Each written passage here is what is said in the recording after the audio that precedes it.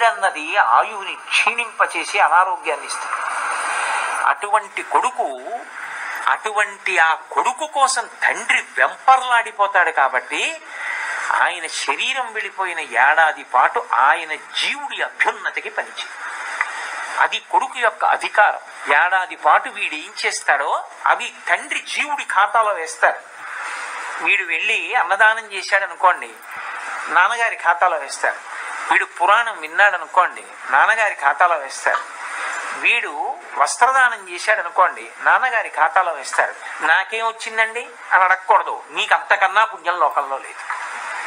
ఈశ్వర స్వరూపుడైన తండ్రి కోసం చేసినది ఏదుందో అంతకన్నా పుణ్యం లోకంలో ఇంకోటి లేదు. అంతేకాని మా నాన్నగారి కోసం ఏటి సూతకం పెట్టాను, నేను ఏ క్షేత్రానికి వెళ్ళడానికి లేదు, నేను ఏ వ్రతము చేయట్లేదని బెంగ పెట్టుకోకూడదు. అంతకన్నా దుర్మార్గమైన ఆలోచన ఇంకోటి ఉండదు. తండ్రి కోసం విధిగా చెయ్యాలి. నీకు అవకాశం ఉంది, ఒక గోదానం చెయ్యాలి. కాబట్టి అలా ఏడాది పాటు శరీరం విడిచిపెట్టేసినటువంటి తండ్రి, తల్లి లేదా ఎవరిని ఉద్దేశించి కర్మ చేస్తున్నారో, ఒక్కొక్కరు వేరొకరికి కర్మ చేయవలసి రావచ్చు. అలా కర్మ చెయ్యవలసి వస్తే ఎవరు కర్మ చేస్తున్నారో వాళ్ళు ఏడాది పాటు ఏటి సూతకంలో ఉన్నారంటారు. ఏటి సూతకంలో ఉంటే నిత్య పూజ చేసి తీరాలి. ఏటి సూతకంలో ఉన్నామండి, మా ఇంట్లో రోజు చెయ్యవలసిన పూజ చెయ్యమన్న మాట అనడానికి అధికారం లేదు.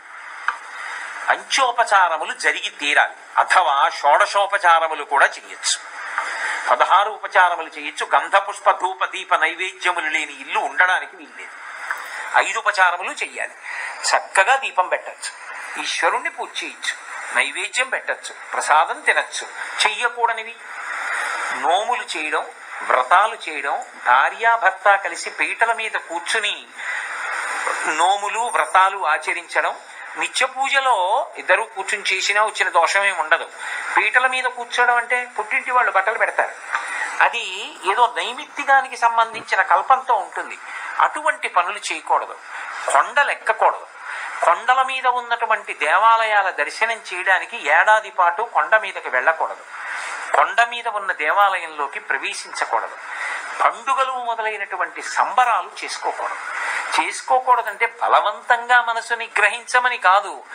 అయ్యో, నా గురించి అంత వెంపర్లాడిన ఆయన వెళ్ళిపోయాడే, కనీసం ఒక్క ఏడాది నా చిన్నతనంలో అంత డబ్బు లేని రోజుల్లో కూడా నా కోసమని నేల టపాకాయలు కట్ట, తాటాకు టపాకాయలు కట్ట పట్టుకొచ్చి నన్ను దగ్గర చెయ్యి పట్టుకుని టపాకాయ కాల్పించి మా నాన్నగారు ఎంత మురిసిపోయారు, మా అమ్మ పాపం ఎంత మురిసిపోయేది, పిచ్చి తల్లి ఆవిడ